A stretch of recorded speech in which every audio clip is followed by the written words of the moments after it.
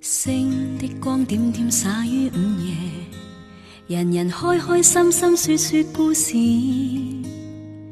偏偏今宵所想講不太易，遲疑地望你想說又復遲疑。秋風將湧起的某夜，遺留他的窗邊有個故事，孤單單的小伙子不顧寂寞，徘徊樹下直至天際露月兒。東風吹走幾多個月夜，為何窗邊的他欠缺注視？刻於窗扉小字寫的愛慕字，完全沒用，像個飄散夢兒。今宵的小伙子傾吐憾事，誰人痴痴的要再聽故事？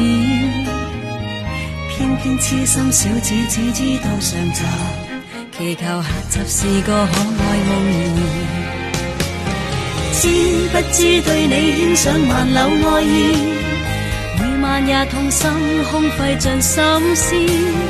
這笑字欲斷難斷，這故事全為我愛上你，偏偏你不知。